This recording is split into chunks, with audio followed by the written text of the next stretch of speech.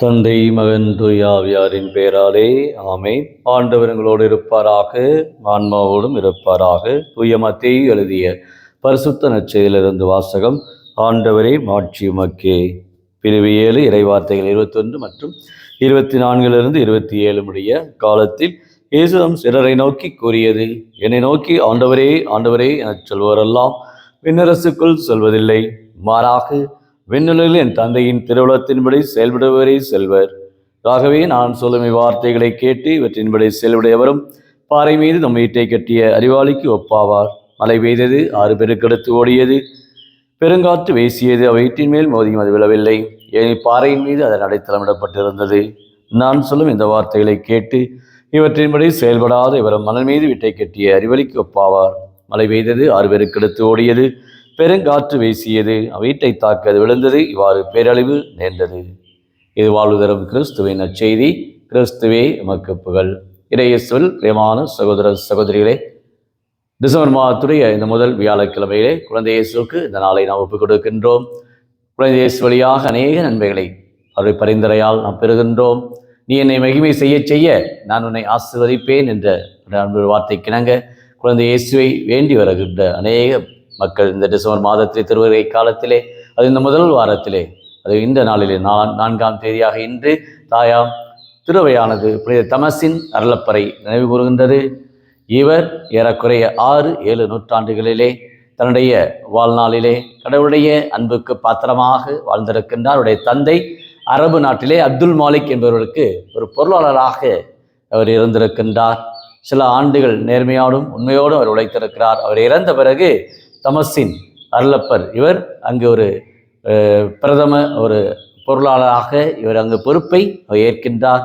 மிக சிறப்பாக அங்கு பணியாற்றி கொண்டு இருக்கிறார். காரணம், இந்த அரபு நாட்டிலே கிறிஸ்தவர்கள் அவர்கள் வழிபடுவதற்கு நல்ல ஒரு சுதந்திரத்தை அவர்கள் கொடுத்திருக்கின்றார்கள். 6-7 நூற்றாண்டுகளிலே நாம் வரலாற்றிலே படித்திருக்கின்றோம்.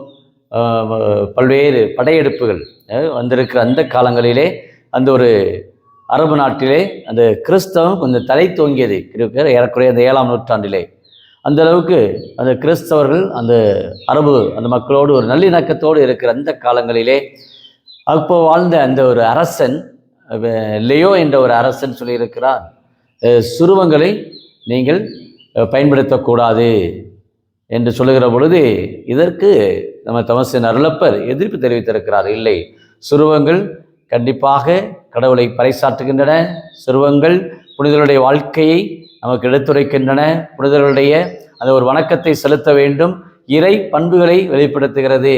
ஆகவே சுருவங்கள் கட்டாயமாக நாங்கள் பயன்படுத்துவோம் என்று அந்த அரசரிடத்திலே அவர் எதிர்த்து கூறியிருக்கிறார். அது அவனுக்கு பிடிக்கவில்லை, அவனை ஒதுக்குகின்றான். அந்த அரசன் இவரை கண்டுகொள்ளவில்லை. இருந்தாலும் ஆண்டவர் நமக்கு அருமையான இந்த சுருவங்களை கொடுத்திருக்கின்றார். புனிதர்களுடைய வாழ்க்கை அனுபவங்கள், சுருவத்தை பார்க்கிற பொழுது புனிதர்களுடைய தியாகம், புனிதர்களுடைய அவர் வாழ்ந்த அந்த வாழ்க்கை, இயேசுடைய அந்த மதிப்பீடுகளிலே அவர் வாழ்ந்திருக்கின்றார்கள். அவருடைய திருப்படங்களை இன்றைக்கு பார்க்கிற இல்லங்களில் வைத்திருக்கிறோம். அந்த திருப்படங்கள் எல்லாம் நமக்கு புனிதர்களுடைய வாழ்க்கை வரலாற்றை நமக்கு சுட்டி காட்டுகின்றது என்பதை ஆணித்தரமாக திருச்சபையில 7ஆம் நூற்றாண்டிலே உடைய தமசின் அருளப்பர் கூறியிருக்கின்றார். பல புத்தகங்கள் எழுதியிருக்கின்றார். கடைசி சன்னியாச மடலிலே அவர் சென்று ஒரு துறவியாக மாறி தன் வாழ்நாளிலே கடவுளுக்கு ஒரு உண்மையான ஒரு சிலராக வாழ்ந்திருக்கின்றார். அந்த அளவுக்கு சிறுவத்தை மக்கள் கண்டாயம் பயன்படுத்த வேண்டும். அதே சமயத்திலே திருப்படங்களை நம்முடைய இல்லங்களிலே வைத்து நாம் ஜெபிக்க வேண்டும். இறை பிரசன்னத்தை நாம் உணர்கிறோம் என்பதை நம்முடைய திருச்சபைக்கு கொடுத்தவர் தான் இந்த புனித தமசின் அருளப்பர்.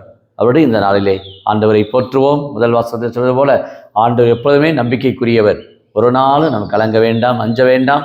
திருவரை காலத்தில் மீட்பர் மெசியாவோட வருகை எப்பொழுது நம்மோடு இருக்கும். ஆண்டவரிலே நாம் அடித்தளத்தோடு வாழ வேண்டும். அதைத்தான் இன்றைய கருத்தாக நம்ம எதை இன்றைக்கு மையமாக கொண்டு இருக்கிறோம் அதை பார்க்கிறோம். பாறையின் மீது கட்டிய அறிவாளருக்கா அல்லது மணல் மீது வீட்டை கட்டிய ஒரு மூடனுக்கா?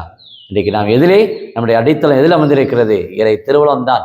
என்னை நோக்கி ஆண்டவரே ஆண்டவரே என்று வெறும் ஜெபம் மட்டுமல்ல, மாறாக நம்முடைய செயல்பாடுகள், நம்முடைய வாழ்க்கை மாற்றம் பெற வேண்டும். நம்முடைய எண்ணங்கள், நம்முடைய கடந்த கால வாழ்க்கை அனுபவங்கள், தீமைகள், தீய சக்திகள் நம்மை விட்டு விலகி சென்று இயேசுவே நம் உள்ளத்திலே குடிகொள்ள வருகின்றார்.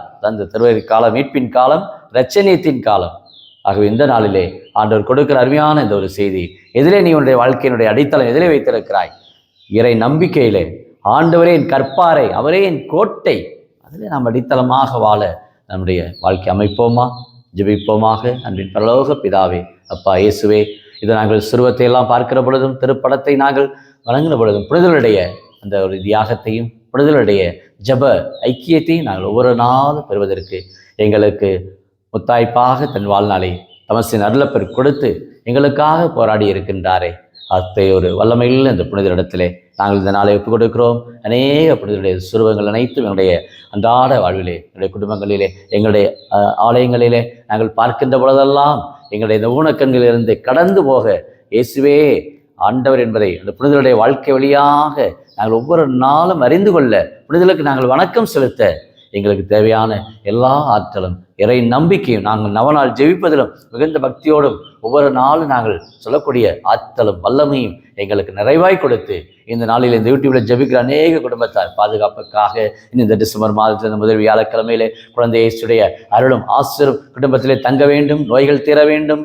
இன்னும் சாத்தானுடைய கட்டுகள் மாற வேண்டும் என்று ஒப்புக் கொடுக்கிற அநேக குடும்பங்கள் இந்த உடல் உள்ள அமைதியோடு இருக்க, தேவையுள்ள அலுவலத்திலும் பொருள்வளத்திலும் உயர, இந்த குடும்ப சமாதானம் கிடைக்க, பிரச்சனையோடு இருக்கிற குடும்பங்கள், கண்ணீரோடு இருக்கிற குடும்பங்கள் அனைத்தும் நீரே ஆறுதலின் ஊற்றாக, அமைதியின் ஊற்றாக ஆண்டவரே நம்பிக்கை கொள்ளுங்கள். அந்த இறை வார்த்தை ஒவ்வொருடைய வாழ்வுக்கும் இறை திருவுளத்தின்படி நடக்க, ஒவ்வொரு நாளும் நோக்கி பயணிக்க தேவையான கிருபையும் ஒவ்வொரு அருட்சாதனத்தால் உள்ளத்தை தூய்மைப்படுத்தக்கூடிய வல்லமையும் நிறைவாய் எல்லாருக்கும் கொடுக்கும்படி கிறிஸ்து வழியாக மன்றாடுகிறோம்.